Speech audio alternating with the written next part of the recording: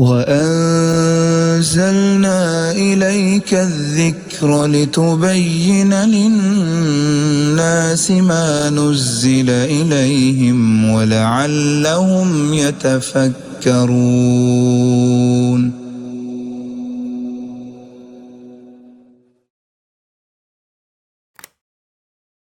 ورحمۃ اللہ وبرکاتہ. ان الحمد للہ نحمده ونستعینه ونستغفره ونعوذ باللہ من شرور انفسنا ومن سیئات اعمالنا. من يهده الله فلا مضل له ومن يضلل فلا هادي له واشهد ان لا اله الا الله وحده لا شريك له وأشهد أن محمدا عبده ورسوله. أما بعد فإن خير الحديث كتاب الله وخير الهدي هدي محمد صلى الله عليه وسلم وشر الأمور محدثاتها وكل محدثة بدعة وكل بدعة ضلالة وكل ضلالة في النار. أعوذ بالله من الشيطان الرجيم. بسم الله الرحمن الرحيم. يعتذرون إليكم إذا رجعتم إليهم قل لا تعتذروا لن نؤمن لكم قد نبأنا الله من أخباركم. محترم سامعین، اللہ رب العالمین کے فضل و کرم سے ہم اور آپ نے آج 10 روزے مکمل کیے اور 11ویں پارے کی تلاوت آپ کے سامنے کی گئی. اس پارے کے اندر سب سے پہلے اللہ تبارک و تعالیٰ نے غزوہ تبوک کا ذکر کیا ہے. غزوہ تبوک یہ مسلمانوں کی یہ وہ جنگ ہے جس میں بہت پریشانی کی جنگ تھی. اس میں مسلمان بہت زیادہ پریشان تھے اور اس کے 3 وجہ ہیں. غزوہ تبوک کا جب موقع آیا تو جو مسلمان تھے ان کے باغوں میں جو پھل تھے وہ بالکل پکنے کے قریب تھے اور بالکل کاٹنے کے وقت آ گیا تھا کہ اس پھل کو اب کاٹا جائے. لیکن اچانک اللہ کے نبی صلی اللہ علیہ وسلم کا حکم ہوتا کہ ہمیں جنگ میں چلنا ہے. یہ پہلی بات ہوئی. اسی طریقے سے یہ وہ جگہ ہے تبوک بہت لمبا سفر طے کرنا تھا اور قحط سالی کا موقع آ گیا تھا.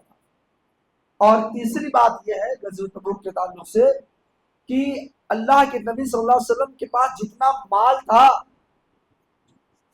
نیو جو مسلمان ہوئے تھے، جو نیو مسلم تھے، اللہ کے نبی صلی اللہ علیہ وسلم نے سب مال کو تقسیم کر دیا تھا. اب جب غزوہ تبوک کا موقع آیا تو مسلمانوں کے پاس کوئی مال نہیں تھا. تو یہ بہت ہی تنگی کا زمانہ تھا، بہت ہی پریشانی میں مسلمان تھے. اس وقت یہ جنگ کا موقع ہے. اب اس جنگ میں شامل ہونے والے اور پیچھے رہنے والے جو شامل ہوئے، اللہ کے نبی صلی اللہ علیہ وسلم کے صحابہ گئے آپ کے ساتھ، لیکن جو پیچھے رہ گئے تو اس میں 2 قسم کے لوگ تھے. ایک تو بالکل منافقین تھے اور وہ یہ سوچ کر نہیں گئے تھے کہ اگر ہم جائیں گے، یہ مسلمان غزوہ تبوک میں جو جا رہے تھے یہ ایک بھی مسلمان بچ کر نہیں آئے گے، سب مارے جائیں گے. ان کے اندر منافقت بھری ہوئی تھی اور بزدلی تھی. ان لوگوں نے نہیں چھوڑ دیا. اللہ کے نبی صلی اللہ علیہ وسلم کا ساتھ بغیر کسی عذر کے ان لوگوں نے اللہ کے نبی صلی اللہ علیہ وسلم کا ساتھ نہیں دیا. لیکن کچھ ایسے مسلمان تھے، کچھ صحابہ ایسے تھے ان کے پاس کوئی عذر نہیں تھا. سستی اور کاہلی کی وجہ سے یہ سوچتے رہے کہ ہمارے پاس سواری، ہمارے پاس جو ہے وسائل ہے، کچھ منٹ کے بعد، کچھ گھنٹے کے بعد میں نکلوں گا، آرام سے نکلوں گا، آرام کروں. سستی اور کاہلی کی وجہ سے یہ نہیں جا سکے. تو جو منافقین کا تذکرہ ہے کہ پہلے جو منافقین ہے یہ ان لوگوں کے بارے میں اللہ نے کہا کہ یعتذرون الیکم اذا رجعتم. اے نبی پاک صلی اللہ علیہ وسلم، آپ جب واپس آئیں گے تو یہ ضرور آپ کے سامنے آئیں گے اور بہانہ ماریں گے. اور منافقوں نے یہ کام کیا، بڑے بڑے بہانے مارے اللہ کے نبی صلی اللہ علیہ وسلم سے. اللہ کے نبی نے کہا کوئی بات نہیں. اور کچھ مسلمان تھے، کچھ صحابی تھے. 9 صحابی کا ذکر آتا ہے.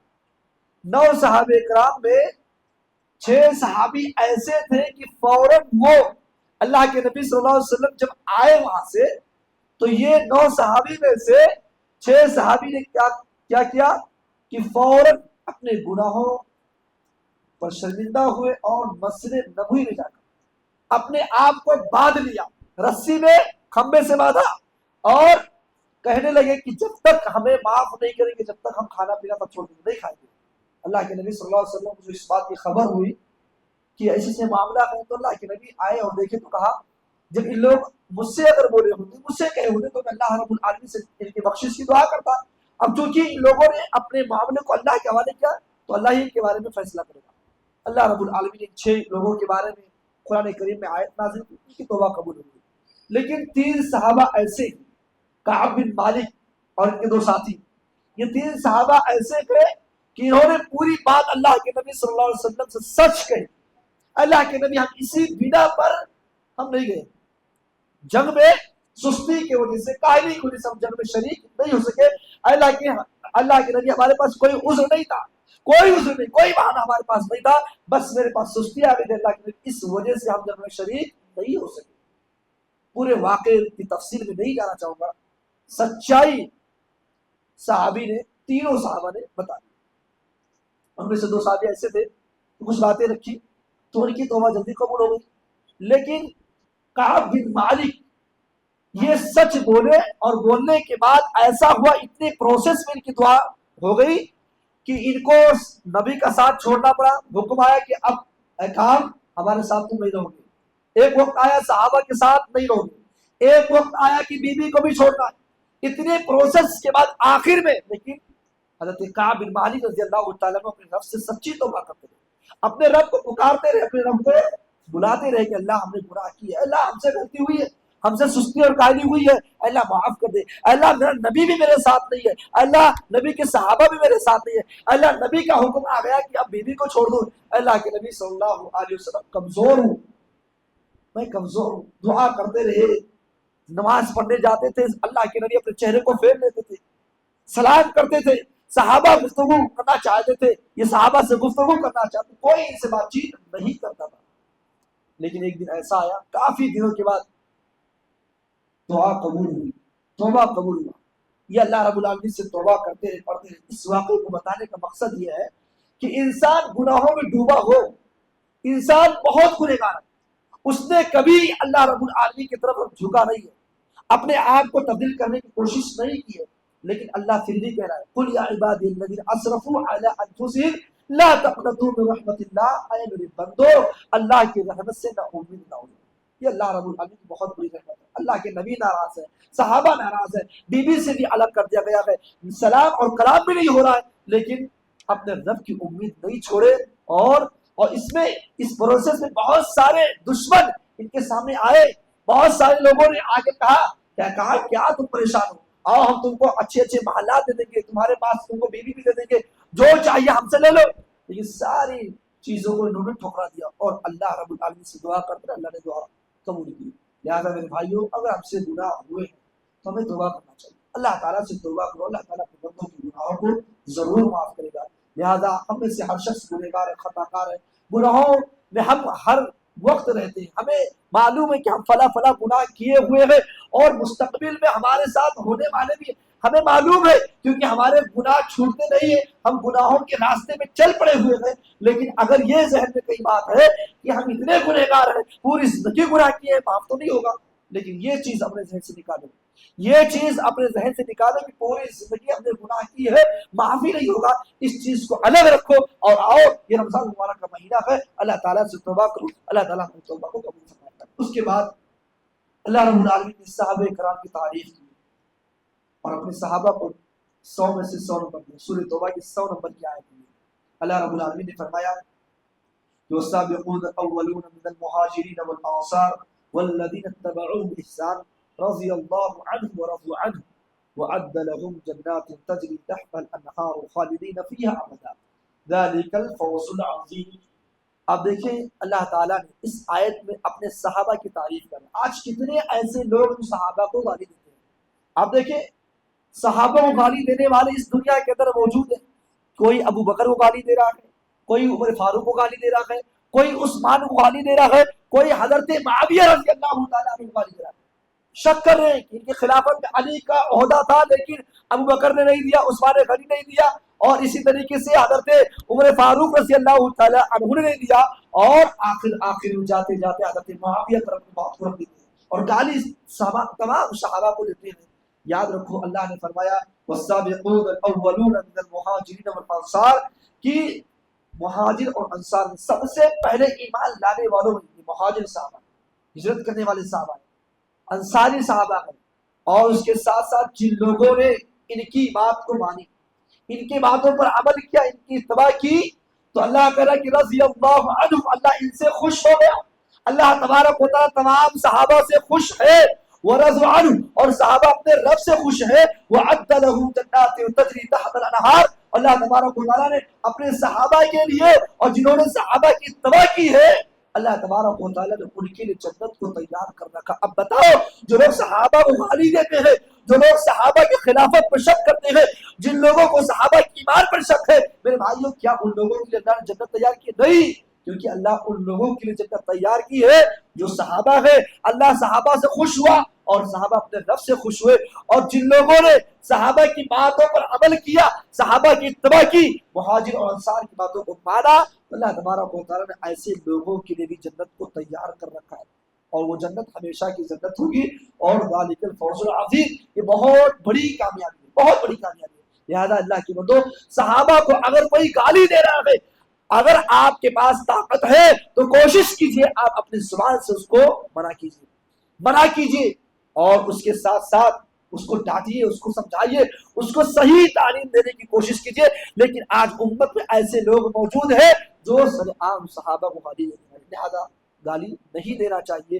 یہ صحابہ اللہ رب العالمین ان سے خوش ہیں، اور صحابہ اللہ رب العالمین سے خوش ہیں، اور جنت ان لوگوں کے لیے تیار کی گئی ہے۔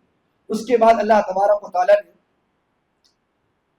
زکوٰۃ کے تعلق سے، ہم زکوٰۃ کیوں نکالتے ہیں، اللہ رب العالمین نے فرمایا کہ خذ من اموالہم صدقہ، کہ اے نبی آپ ان سے صدقہ لیجئے، اے نبی آپ ان سے زکوٰۃ لیجئے، آپ ان سے خیرات لیجئے، اور کیا کرے، تطہرہم، ان کو ظاہری طور پر پاک کر دیجئے، وتزکیہم، ان کو باطنی طور پر صاف کر دیجئے، پاک و صاف کیجئے، اور بہا وسلم علیہم، اور اللہ تبارک و تعالیٰ کہہ کہ اے نبی آپ ان کے لیے دعا کیجئے، ان کے لیے بھلائی کی دعا کیجئے، زکوٰۃ لیجئے، ان سے خیرات وصول کیجئے، اور ان کے لیے آپ دعا بھی کیجئے۔ کیوں؟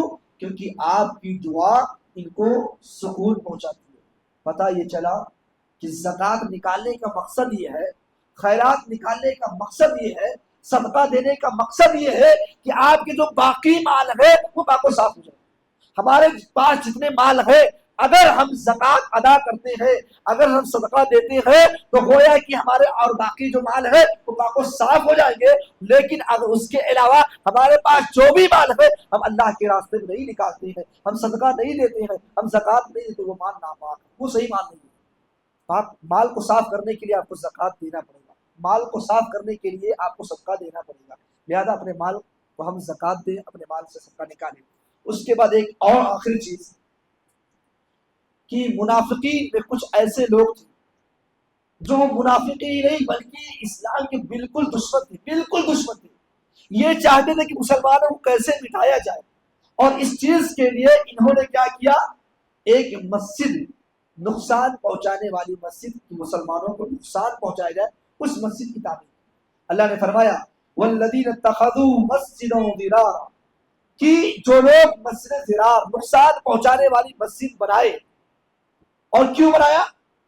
کفر کرنے کے لیے۔ اللہ نے فرمایا کہ وہ کفر کرنے کے لیے، اور تفریقہ، اور بین المؤمنین، مسلمانوں کے درمیان، مومنوں کے درمیان پھوٹ ڈالنے کے لیے، دشمنی پیدا کرنے کے لیے۔ تو گویا کہ یہ اپنے رسول سے اور اپنے رب سے کیا کر رہے ہیں؟ جنگ میں، یہ جنگ لڑ رہے ہیں۔ اور اللہ رب العالمین نے ایسے لوگوں کے لیے فرمایا واللہ یشہد انہم لکاذبون، اے نبی پاک صلی اللہ علیہ وسلم یہ جھوٹے ہیں۔ معاملہ یہ ہوا کہ جو منافقین تھے، جو مسلمانوں کے کٹر دشمن تھے، ان لوگوں کی دوستی کہاں تھی؟ عیسائیوں سے تھی۔ جو عیسائی پورے حکومت چلانے والے عیسائی تھے، ان لوگوں سے ان منافقوں کی پوری دوستی تھی اور ان کی سوچ یہ تھی کہ مسلمانوں کو کیسے مٹایا جائے، مسلمانوں کو اس دنیا سے کیسے ختم کیا جائے. اس لیے ان منافقوں نے ان کافروں سے اور ان عیسائیوں سے دوستی کر رکھی تھی. اور انہوں نے سوچا کیونکہ عیسائیوں کو مدینہ کے اندر سخت منع تھا، نہیں آ سکتے تھے، تو ان لوگوں نے مسجد قباء کے علاقے میں ایک مسجد، ایک جگہ دیکھی کہ چونکہ یہ لوگ عیسائی لوگ مدینہ میں نہیں آ سکتے تھے، تو چلو قباء کے علاقے میں ایک مسجد کی تعمیر کرتے ہیں اور یہ عیسائی لوگ اپنے جو ہے کوفہ سے آئیں گے اور یہاں پر ہم بیٹھ کر مسجد کے پلاننگ کریں گے، پوری پلاننگ مسلمانوں کو کیسے ختم کرنا ہے، کیسے مارنا ہے. اسی مسجد میں آ کر کئی دن اور کئی ہفتے رہ کر پوری پلاننگ کرنے کے بعد ہم مسلمانوں پر حملہ کریں گے. یہ پوری کوشش تھی منافقوں کی اور مسجد تعمیر کی، مسجد بنائی گئی. ان لوگوں نے مسجد کو بنا دیا. اب منافقین کی چاہت کیا تھی؟ آج کے دور میں جو کوئی دکان کھولتا ہے، اسٹارٹ کرنا چاہتا ہے، پہلے دن بڑے آدمی کو بلاتا ہے، سماج کے اچھے آدمی کو بلاتا ہے، بہتوں کے امام صاحب کو بلا لیے اور بڑے بڑے آدمی کو بلاتا ہے ادگھاٹن کے لیے. تو ان لوگوں نے منافقوں نے اس مسجد کے ادگھاٹن کے لیے، یہ دیہاتی لفظ ہے اور ایک عام بول چال اور عرف بھی ہے ادگھاٹن، تو اس مسجد کے ادگھاٹن کے لیے، اس کی افتتاح کے لیے، اس کی شروعات کے لیے ان لوگوں نے چاہا کہ نبی سے ہم کریں. کیوں کہ نبی صلی اللہ علیہ وسلم اگر اس مسجد میں نماز پڑھ دیں، اس کی افتتاح میں آ جائیں گے، اس کے ادگھاٹن میں نبی آ جائیں گے تو تمام صحابہ بھی آئیں گے اور اس مسجد کی ویلیو بڑھ جائے گی، اس مسجد کی اہمیت بڑھ جائے گی.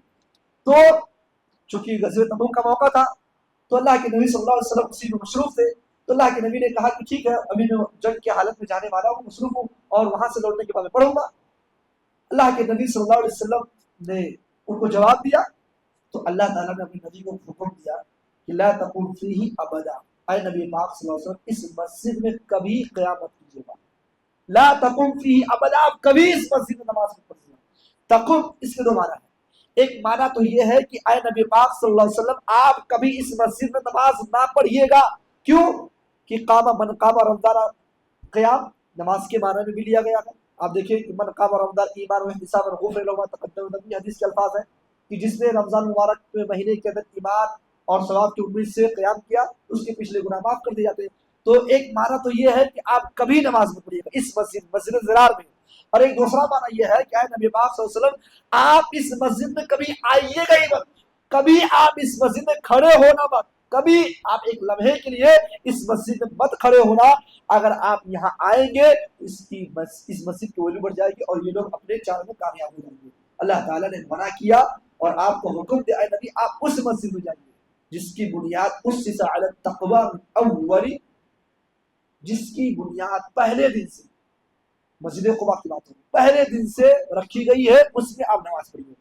یہاں ایک مسئلہ آپ دیکھ لیں، اس واقعے کو بتانے کا مقصد یہ ہے کہ اگر کوئی ایسی مسجد ہے جس مسجد کو بالکل ہم نے بنایا، ہماری پوری رات چلے گی، ہم جو کہیں گے وہی ہوگا، تو نہیں، ایسی مسجد میں نماز مت پڑھیے. جس مسجد کے اندر کتاب و سنت کی بات نہیں ہو رہی ہو، جس مسجد کا جو ہے مقصد کچھ اور ہو، تو ایسی مسجد میں ابھی بھی ایسے وقت میں بھی نماز آپ مت پڑھیے. ایسے حالت میں آپ اپنے گھر میں نماز پڑھ لیجیے، آپ کے زیادہ بہتر ہے اس مسجد سے جو اس مسجد کے تعلق سے بات ہوئی، مسجد زراعت جو مسلمانوں کو نقصان پہنچا رہا ہو. اگر کوئی آدمی تنہا تنہا ایک مسجد بناتا ہے، تنہا کسی سے کوئی چندہ نہیں، کسی سے کوئی تعاون نہیں، ہم اکیلا اللہ نے ہمیں مال دیا بنائیں گے، لیکن مقصد یہ ہے کہ جو ہم کہیں گے وہی ہوگا، جو ہماری جو باتیں ہوں گی ہماری باتیں ہی مانی جائیں گی، اور مقصد یہ ہوگا دوسرے کو چڑھانے کے لیے، اور مقصد یہ ہوگا جو بازو میں بغل میں محلے میں ایک اور مسجد ہے اس کو ہم کمتر دکھانے کے لیے اور گرانے کے لیے اس مسجد کو، تو ایسی مسجد میں آپ نماز مت پڑھیے. ایسی مسجد میں آپ کو جانا درست نہیں ہے. جس مسجد کا مقصد صحیح نہ ہو، جس کے جو ذمہ دار کا مقصد صحیح نہ ہو، جس مسجد کو بنانے والے نے غلط اور نیت سے اس مسجد کی تعمیر کی ہو اور آپ کو معلوم چلے کہ ہاں اس مسجد کے اندر یہ معاملات ہیں، ایسے مسجد میں آپ نماز نہ پڑھیے.